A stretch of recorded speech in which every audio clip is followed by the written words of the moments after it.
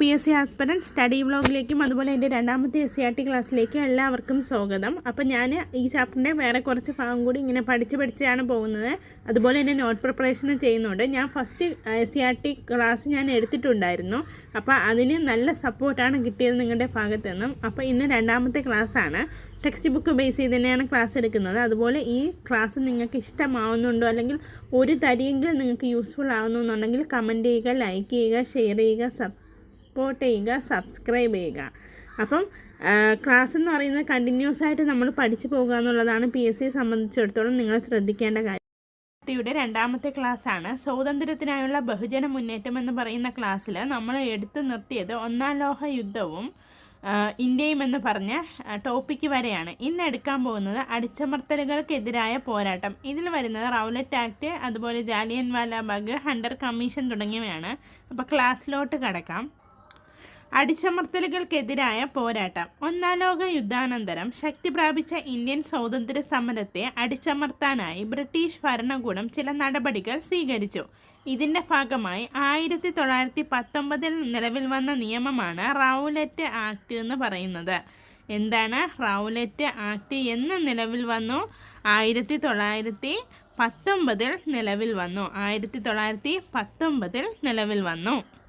ഇത് പ്രകാരം വാറണ്ടില്ലാതെ ആരെയും അറസ്റ്റ് ചെയ്യാമെന്നും അതുപോലെ വിചാരണ കൂടാതെ ആരെയും ജയിലിൽ അടയ്ക്കാമെന്നും രണ്ട് നിയമങ്ങളാണ് ഇതിലുണ്ടായിരുന്നത്. അപ്പം വഴിയെ പോകുന്ന ആരെ വേണമെങ്കിലും അവർക്ക് അറസ്റ്റ് ചെയ്യാം, അതുപോലെ വിചാരണ കൂടാതെ ജയിലിൽ അടയ്ക്കുകയും ചെയ്യാം. പൗരാവകാശങ്ങളെ ഈ നിയമത്തിനെതിരെ 1919 ഏപ്രിൽ 6 ഗാന്ധിജി ഒരു ദേശീയ ഹർത്താലിന് ആഹ്വാനം ചെയ്തു. ഇതിൻ്റെ പ്രചരണാർത്ഥം സത്യാഗ്രഹ സഭ എന്ന സഭ രൂപീകരിക്കുകയുണ്ടായി. അപ്പോൾ എന്തിൻ്റെ ഭാഗമായിട്ടാണ് സത്യാഗ്രഹ സഭ രൂപീകരിച്ചതെന്ന് ചോദിക്കാം. റൗലറ്റ് നിയമത്തിൻ്റെ ഭാഗമായിട്ടാണ് സത്യാഗ്രഹ സഭ രൂപീകരിച്ചത്. റൗലറ്റ് നിയമത്തിനുണ്ടായ ഈ ഹർത്താലിനെ ഏറ്റവും വിസ്മയവഹമായ കാഴ്ച എന്ന് ഗാന്ധിജി വിശേഷിപ്പിച്ചു. ഏറ്റവും വിസ്മയവഹമായ കാഴ്ച എന്ന് ഗാന്ധിജി വിശേഷിപ്പിച്ചു. പഞ്ചാബ്, ലാഹോർ എന്നിവിടങ്ങളിൽ റൗലറ്റ് നിയമത്തിനെതിരായ സമരം വളരെ ശക്തമായിരുന്നു. പഞ്ചാബിലെ ജനകീയ നേതാക്കളായ ഡോക്ടർ സത്യപാലിനെയും ഡോക്ടർ സൈഫുദ്ദീൻ കിച്ചിലുവിനെയും അറസ്റ്റ് ചെയ്ത് ജയിലിലടച്ചു. അമൃത്സറിൽ പട്ടാള നിയമം പ്രഖ്യാപിക്കുകയും ചെയ്തു. അപ്പോൾ എന്തൊക്കെയാണ് പറഞ്ഞത്? ഡോക്ടർ സത്യപാലിനെയും സൈഫുദ്ദീൻ കിച്ചുലുവിനെയും അറസ്റ്റ് ചെയ്ത് ജയിലിലടച്ചു. അമൃത്സറിൽ എന്ത് ചെയ്തു? പട്ടാള നിയമം കൊണ്ടുവരികയും ചെയ്തു. ഇതിൽ പ്രതിഷേധിച്ചാണ് ജാലിയൻ വാലാബാഗ് സംഭവം നടക്കുന്നത്. ജാലിയൻ വാലാബാഗ് സംഭവം 1919 ഏപ്രിൽ 13 അമൃത്സറിലെ ജാലിയൻ വാലാബാഗ് മൈതാനത്തിൽ നടന്ന പൊതുയോഗത്തിലെത്തിയവർക്ക് നേരെ സൈനിക ഉദ്യോഗസ്ഥനായ ജനറൽ റെജിനാൾഡ് ഡയറിൻ്റെ ഉത്തരവ് പ്രകാരം ബ്രിട്ടീഷ് പട്ടാളം എന്ത് ചെയ്തു? വെടിവെപ്പ് നടത്തി. അപ്പം ബ്രിട്ടീഷ് പട്ടാളം ഈ ജാലിയൻ വാലാബാഗ് മൈതാനത്തിനകത്തിൽ വെടിവെപ്പ് നടത്തി. 379 പേര് ഇതിൽ കൊല്ലപ്പെട്ടു എന്നാണ് പറയുന്നത്. അപ്പോൾ എന്നാണ് 1919 ഏപ്രിൽ 13. ആരാണ് ഉത്തരവ് നൽകിയത്? General Reginald ഡയറാണ്. നെക്സ്റ്റ്, ഇതിൻ്റെ ഭാഗമായിട്ട് ഈ ജാലിയൻ വാലാബാഗ് ഉൾപ്പെടെയുള്ള സംഭവങ്ങളെപ്പറ്റി അന്വേഷിക്കാൻ ബ്രിട്ടീഷ് ഗവൺമെൻറ് നിയോഗിച്ച കമ്മിറ്റിയായിരുന്നു ഹണ്ടർ കമ്മീഷൻ എന്ന് പറയുന്നത്. അപ്പം ഹണ്ടർ കമ്മീഷൻ എന്ന് വെച്ചാൽ ജാലിയൻ വാലാബാഗ് സംഭവങ്ങളെപ്പറ്റി പഠിക്കാൻ നിയോഗിച്ച കമ്മീഷനായിരുന്നു. പിന്നെ പ്രധാനപ്പെട്ട ഒരു ബോക്സാണ് ഖിലാഫത്ത്. ഒന്നാം ലോക യുദ്ധത്തിൽ വിജയികൾ പരാജയപ്പെട്ട തുർക്കിയുമായി സെവറസ് ഉടമ്പടി ഒപ്പുവെച്ചു. അപ്പം തുർക്കികൾ പരാജയപ്പെട്ടപ്പം വിജയിച്ചവർ എന്ത് ചെയ്തു? സെവറസ് ഉടമ്പടി പ്രകാരം തുർക്കി ഭരണാധികാരിയും ഇസ്ലാമിക ലോകത്തിൻ്റെ ആത്മീയ നേതാവുമായി കണക്കാക്കിയിരുന്ന ഖലീഫയുടെ പല അധികാരങ്ങളും ഇല്ലാതാക്കി. ഖലീഫയുടെ അധികാരങ്ങൾ പുനഃസ്ഥാപിക്കുക എന്ന ലക്ഷ്യത്തോടെയാണ് ഖിലാഫത്ത് പ്രസ്ഥാനം ആരംഭിച്ചത്. അപ്പം ഖിലാഫത്ത് പ്രസ്ഥാനത്തിൻ്റെ ലക്ഷ്യം എന്തായിരുന്നു? ഖലീഫയുടെ അധികാരങ്ങൾ പുനഃസ്ഥാപിക്കുക എന്നുള്ളതാണ്. അതിൽ പിന്നെ പ്രധാനമായിട്ടും പഠിക്കേണ്ട ഒരു പോയിൻറ്റ്സാണ് ഗ്രാമീണ മേഖലയിലേക്കും സമരം വ്യാപിപ്പിക്കേണ്ടതിൻ്റെ ആവശ്യകത ഗാന്ധിജിക്ക് ബോധ്യപ്പെട്ടതിൻ്റെ ഫലമായിട്ടാണ് ഹിന്ദു മുസ്ലിം ഐക്യം ശക്തിപ്പെടുത്തണമെന്ന് ഗാന്ധിജി മനസ്സിലാക്കിക്കൊണ്ട് ഈ ലക്ഷ്യത്തോടു കൂടിയാണ് ഗാന്ധിജി ഖിലാഫത്ത് പ്രശ്നം ഏറ്റെടുത്തത്. അപ്പോൾ എന്താണ് ഖിലാഫത്ത് പ്രശ്നം ഏറ്റെടുക്കാനുണ്ടായ കാരണം? ഗ്രാമീണ മേഖലയിലേക്കും സമരം വ്യാപിപ്പിക്കണം, അതുപോലെ തന്നെ ഹിന്ദു മുസ്ലിം ഐക്യവുമാണ് പ്രധാനമായിട്ടും ഖിലാഫത്ത് പ്രശ്നം ഏറ്റെടുക്കാനുണ്ടായ കാരണമെന്ന് പറയുന്നത്. അതിൻ്റെ ഫലമായിട്ട് സഹോദരന്മാരായ മുഹമ്മദ് അലിയും ഷൗക്കത്ത് അലിയുമായിരുന്നു ഇന്ത്യയിലെ ഖിലാഫത്ത് പ്രസ്ഥാനത്തിന് നേതൃത്വം നൽകിയത്. മുഹമ്മദ് അലിയും ഷൗക്കത്ത് അലിയുമായിരുന്നു ഇന്ത്യയിലെ ഖിലാഫത്ത് പ്രസ്ഥാനത്തിന് നേതൃത്വം നൽകിയത്. നെക്സ്റ്റ്, നിസ്സഹരണത്തിലൂടെ ഒരു പോരാട്ടം. ഖിലാഫത്ത് കമ്മിറ്റിയുടെയും ഇന്ത്യൻ നാഷണൽ കോൺഗ്രസിൻ്റെയും നേതൃത്വത്തിൽ അക്രമരഹിതമായ ഒരു നിസ്സഹരണ സമരം ആരംഭിച്ചു.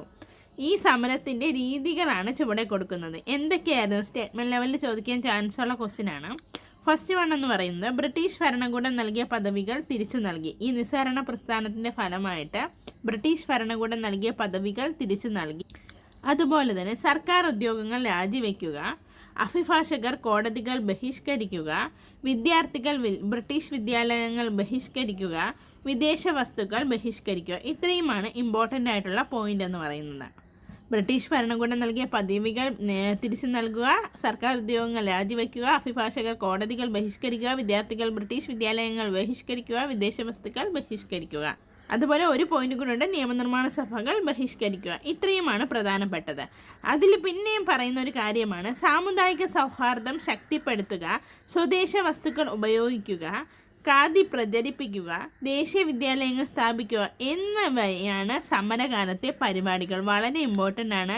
ഈ സമരകാലത്തെ പരിപാടികൾ എന്തെല്ലാമെന്ന് ചോദിക്കാം. സാമുദായിക സൗഹാർദ്ദം ശക്തിപ്പെടുത്തുക, സ്വദേശ വസ്തുക്കളുടെ ഉപയോഗിക്കുക, ഖാദി പ്രചരിപ്പിക്കുക, ദേശീയ വിദ്യാലയങ്ങൾ സ്ഥാപിക്കുക എന്നിവയാണ് പരിപാടികൾ. നെക്സ്റ്റ് വളരെ ഇമ്പോർട്ടൻ്റ് ആയിട്ടുള്ളൊരു ബോക്സാണ്. ഗാന്ധിജി രചിച്ച 1909 പ്രസിദ്ധീകരിച്ച പുസ്തകമാണ് ഹിന്ദു സ്വരാജ് എന്ന് പറയുന്നത്. അപ്പോൾ ഹിന്ദു സ്വരാജ് ഗാന്ധിജി രചിച്ച പുസ്തകമാണ്. എന്നാണ് 1909 ഇത് പ്രസിദ്ധീകരിച്ചു. ഇതിൽ ഇന്ത്യയിലെ ബ്രിട്ടീഷ് ഭരണത്തെ ഗാന്ധിജി ഇപ്രകാരം വിശദീകരിച്ചു. ഇന്ത്യക്കാരുടെ സഹകരണത്തിലൂടെയാണ് ഇന്ത്യയിൽ ബ്രിട്ടീഷ് ഭരണം നിലവിൽ വന്നത്. അത് നിലനിൽക്കുന്നതും ഈ സഹകരണം കാരണമാണ്. ഇന്ത്യക്കാർ നിസ്സഹരിച്ചാൽ ബ്രിട്ടീഷ് ഭരണം 1 വർഷം കൊണ്ട് അവസാനിപ്പിക്കുകയും സ്വരാജ് നിലവിൽ വരികയും ചെയ്തു. ഇതാണ് ഗാന്ധിജി ഹിന്ദു സ്വരാജ് എന്നതുകൊണ്ട് ഉദ്ദേശിച്ചതെന്നാണ് പറയുന്നത്. എന്താണ്? സ്വയം ഭരണം, ഇന്ത്യയുടെ സ്വയം ഭരണമാണ് ഉദ്ദേശിച്ചത്. നെക്സ്റ്റ് വളരെ ഇമ്പോർട്ടൻ്റ് ആണ്. നിസ്സഹരണ സമരത്തിൻ്റെ സന്ദേശവുമായി ഗാന്ധിജിയും അലി സഹോദരന്മാരും രാജ്യത്തിൻ്റെ വിവിധ ഭാഗങ്ങൾ സന്ദർശിക്കുകയും അതുപോലെ തന്നെ സ്വാതന്ത്ര്യ സമരം സാധാരണക്കാരുടേതു കൂടിയാണെന്ന തിരിച്ചറിവ് ജനങ്ങളിൽ ഉണ്ടാക്കുകയും ചെയ്തു. ഇതിൻ്റെ ഭാഗമായിട്ട് സ്ത്രീകളിൽ എന്തെല്ലാം സംഭവങ്ങളാണ് നടന്നതെന്ന് നോക്കാം. വിദേശ വസ്തുക്കൾ അവർ ബഹിഷ്കരിച്ചു, വിദേശ തുണിത്തരങ്ങൾ ശേഖരിച്ച് കത്തിക്കൽ തുടങ്ങിയവ സമരരീതികളുമായി സ്ത്രീകൾ പങ്കാളികളായി.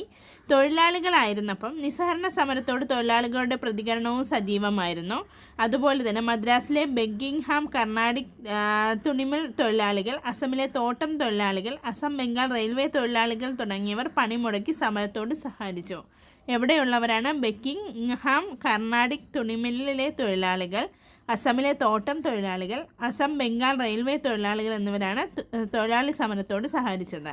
വിദ്യാർത്ഥികൾ, ആയിരക്കണക്കിന് വിദ്യാർത്ഥികൾ സർക്കാർ സ്കൂളുകളും കോളേജുകളും ബഹിഷ്കരിച്ചു. അവർ ദേശീയ വിദ്യാലയങ്ങളിൽ ചേർന്ന് പഠനം തുടർന്നു. ബനാറസിലെ കാശി വിദ്യാപീഠം, ഗുജറാത്ത് വിദ്യാപീഠം, അലിഗറിലെ ജാമിയ മിലിയ ഇസ്ലാമിയ എന്നിവ ഇക്കാലത്ത് ആരംഭിച്ച വിദ്യാലയങ്ങളാണ്.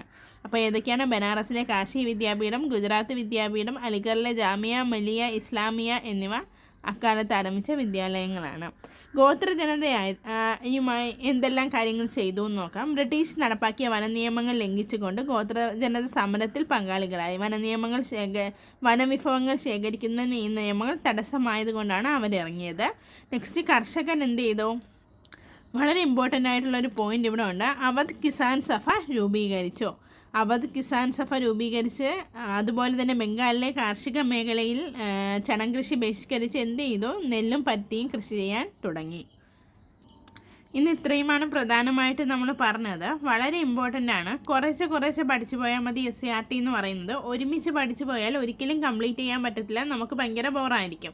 അതുപോലെ തന്നെ വളരെ ഇമ്പോർട്ടൻ്റ് ആയിട്ട് ശ്രദ്ധിക്കേണ്ട കാര്യം, ചെറിയ പോയിൻറ്റ്സ് ആയിട്ട് ഓരോ ദിവസവും കുറച്ച് കണ്ടൻ്റ് ആയിട്ട് വായിച്ചു പോകുക. ഞാൻ അങ്ങനെയാണ് SCERT കംപ്ലീറ്റ് ചെയ്യുന്നത്.